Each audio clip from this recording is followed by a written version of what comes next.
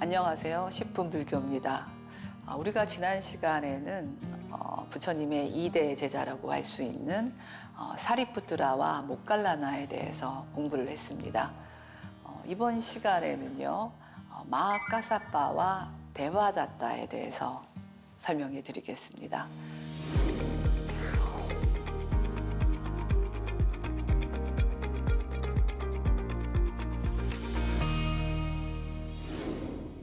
마하카사빠는요, 여러분 잘 아시는 대가섭입니다. 그리고 데바다타는 여러분 잘 아시는 부처님의 사촌이자 승단을 파괴하고자 했고 결국은 지옥에 떨어졌다는 어떻게 보면 악한이라고 얘기할 수 있겠죠. 마하카사빠는요, 아난다와 함께 부처님 인멸 이후에 교단을 정비하고 그리고 우리에게 남겨진 불교 경전 니까야를 성립시키는데 지대한 역할을 했던 어떻게 보면 가장 중요한 제자라고 얘기할 수 있습니다. 그런데요, 왜 제가 하필이면 마하카사빠와 부처님의 가장 초기 불교에서 가장 악한이라고 할 수 있는 데바다타를 연결을 시켰을까요? 자, 이 둘에게는 공통점이 있습니다. 뭐냐 하면 둘 다 두타행을 중시했다는 겁니다. 두타행이라는 것은 더 쉽게 얘기하자면 고행입니다. 고행. 어떻게 보면은 깨달음에 이르기 위한 또 중요한 방편 가운데 하나인데요. 마하카사빠는 아시다시피 초기 교단에서 두타행으로 유명한 부처님의 제자입니다. 부처님께서는 마하카사빠를 높이 평가하시고 어떻게 보면은 가장 아끼신 제자 가운데 하나라고 합니다.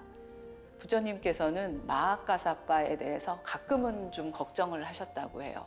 왜냐하면 그가 너무나 엄격하게 금욕 생활을 했기 때문에 그런 지나친 강박을 걱정하시기도 했다고 알려져 있습니다.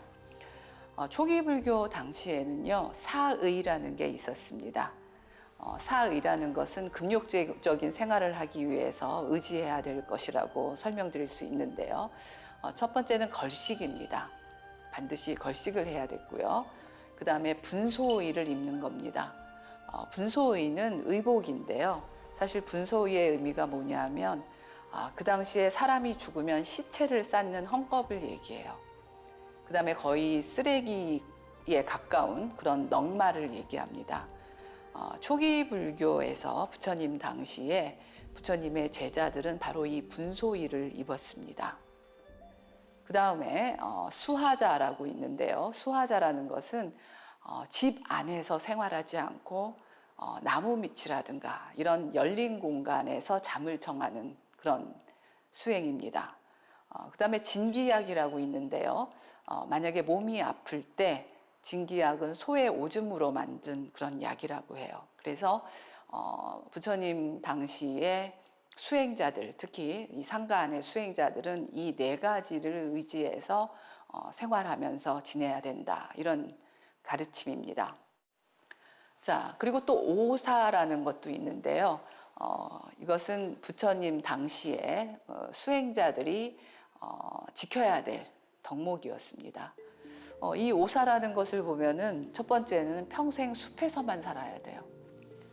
집안에서 머물면 안 됩니다. 그들은 사실 불교 승려들이 아니더라도 그 당시에 모든 사문들이 지켰던 거예요. 집에서 정주하면 안 되고 끊임없이 유행 생활을 해야 됩니다. 그 다음에 음식도 자신이 먹기 위해서 음식을 만들어서는 안 돼요. 뭐냐 하면 누군가가 제공하는 음식만 먹어야 됩니다. 수행자는 본업이 수행이기 때문에 자신이 음식을 만들어서 먹는 것보다는 누군가가 공양하는 음식을 먹어야 되는데요. 두 가지 효과가 있어요. 수행에만 전념할 수 있다. 또 하나는 이 음식을 공양하는 사람에게 자신의 수행의 공덕을 나눌 수가 있는 겁니다. 그래서 우리는 이것을 복전이라고도 부르는데요. 이런 수행법, 생활상은 불교 상가뿐만 아니라 그 당시 슈라마나들이 공유했던 어떤 그 당시에 수행 패턴이었습니다. 예, 평생 분소일을 입는 것은 좀 전에도 말씀드렸듯이 시체를 쌓는 이런 넝마 같은 옷만 입을 수 있었습니다. 극단적인 금욕 생활이라고 할 수 있겠죠. 그다음에 집에서 정주하면 안 되고 평생 나무 아래서만 잘 것. 자, 이것이 또 한 가지 수행자가 지켜야 될 덕목이었습니다. 그다음에 평생 물고기와 고기를 먹지 않을 것. 마하가사파는 이 5가지를 지켰다고 합니다. 그런데 부처님께서는 그렇게까지 강박적으로 지킬 수 없다고 이렇게 권유하셨다고 알려져 있습니다. 부처님 당시에는요, 사실 불교 교단이 아니더라도 모든 사문들은 대부분 유행 생활을 했고, 그리고 신도들이 공양하는 모든 음식물을 수용을 했습니다. 여러분, 우리 비구 스님, 비구니 스님 이렇게 부르죠. 이 비쿠라는 말은 빨리어예요. 그리고 산스크리트어는 빅슈라고 부릅니다. 빅슈라는 말의 원래 의미가 걸식하는 자라는 뜻입니다. 그래서 그 당시에 빅슈니는 반드시 걸식을 해야만 됐습니다. 어촌마을에 갔는데 이 음식을 공양하는 사람들은 생선만 우리가 공양할 수 있다, 이런 경우가 있지 않겠습니까? 근데 불교 같은 경우에는 신도들이 공양하는 것은 가리지 말고 일단 수용하는 것으로 알려져 있습니다. 그렇기 때문에 물고기나 이런 음식물도 섭취가 가능했던 거죠.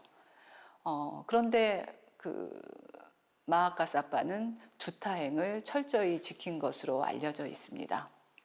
자, 제가 이제 데바다타에 대해서도 설명을 드린다고 했습니다. 데바다타는요, 아난다와 형제지간이에요. 부처님의 그 시봉을 맡았던 아난다와 형제지간입니다. 그러니까 부처님과 굉장히 가까운 관계라고 할 수 있겠죠. 사실 초기 불교 교단에는 부처님과 인척 관계에 있는 많은 청년들이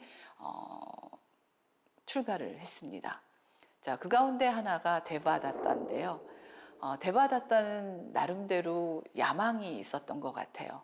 그는 그의 야망을 어떤 식으로 실현하고자 했냐면 누구보다도 엄격한 두타행을 행하고자 했습니다. 남들이 하기 어려운 고행을 철저히 지킴으로써 다른 이들에게 존경을 받을 수 있고, 그리고 교단에서도 자신의 입지가 점점 더 커질 거라고 판단을 했던 거죠. 결국 데바다타는요, 나중에 부처님께 자신에게 이 교단을 넘겨달라고 그렇게 주장하기조차 합니다. 부처님께서는 당연히 안 된다고 말씀을 하셨죠. 그 이후에 이 교단을 자기가 장악하기 위해서 여러 차례 부처님을 해하고자 하는 그런 일을 벌이게 됩니다. 마하가사파는 그 당시에 소위 사의라고 알려져 있는 그런 두타행을 따랐는데요. 그 사의라는 것은 걸식을 해야 된다, 그렇죠? 그 다음에 분소의를 입어야 된다. 그 다음에 나무 밑에서 항상 앉아 있어야 된다, 생활해야 된다. 그 다음에 진기약이라고 해서 몸이 아플 때는 소의 오줌이라든가 이런 그런 약으로 치료를 해야 된다, 이런 것이었습니다. 데바다타는요, 오사라고 해서 5가지 반드시 지켜야 할 두타행 덕목을 주장하고 그렇게 지켰습니다. 5가지 이 오사라는 것은요, 사실 평생 숲에서만 살아야 된다, 항상 유행 생활을 해야 된다, 그 다음에 걸식한 음식만 먹어야 된다, 누군가 초대해서 음식을 이렇게 제공하는 것들도 받아서는 안 된다. 자, 이렇게 주장을 하고요. 그 다음에 분소의를 입어야 된다. 분소의는 시체를 싼 헝겊대기나 아니면 거의 버려진 지저분한 오래된 그런 헝겊으로 만들어진 옷을 얘기합니다. 그리고 평생 나무 아래에서만 잘 것을 그렇게 주장합니다. 그 다음에 평생 물고기와 고기를 먹지 말아야 된다. 이 5가지 두타행은요, 사실 그 당시에 사문들 가운데 이 두타행을 지키는 사문들도 많이 있었습니다. 하지만 부처님께서는 이렇게 강박적인 고행은 할 필요가 없다라고 판단을 하셨습니다. 그런데 대바다타는 이 5가지를 반드시 지켜야 된다고 주장을 하게 되고, 그리고 승단 안에서 이런 생활을 고집을 하고 자신과 뜻을 같이 하는 사람들과 더불어서 승단을 떠나게 됩니다. 예, 그래서 마하카사빠와 대바다타는 두 제자 모두 두타행을 열심히 행했지만 분명한 차이점이 있죠. 마하카사빠는 그럼에도 불구하고 고행을 열심히 했음에도 불구하고 부처님의 가르침을 따르고, 그리고 부처님이 인멸하신 후에도 자신의 그 엄격함으로써 승단을 이끌고 그 다음에 결집을 이끌고 우리에게 부처님의 가르침이 온전히 전승될 수 있도록 자기 책임을 다한 그런 제자라고 말할 수 있습니다. 반면에 대바다타도 똑같이 고행을 했습니다. 똑같이 두타행을 했습니다. 사실 마하카사빠와 대바다타의 고행은 그렇게 많은 차이가 나지 않습니다. 하지만 대바다타는 이 고행을 통해서 자신의 이기심을 채우려고 했습니다. 승단을 장악하고 교단을 망가뜨리고 파괴시키려는 그런 행보를 보이게 됩니다. 부처님의 이 제자들 가운데 두타행, 바로 고행에 능했던 두 제자, 하지만 행보는 완전히 정반대가 됐던 두 제자 마하카사빠와 대바다타에 대해서 제가 설명을 드렸습니다. 이 둘의 사례는 우리에게 많은 교훈을 주고 있습니다. 철저하게 수행을 하는 것도 중요하지만 도대체 무엇을 위해서 수행하는가? 내 이기심을 위해서 수행하는가? 대중을 위해서 수행하는가?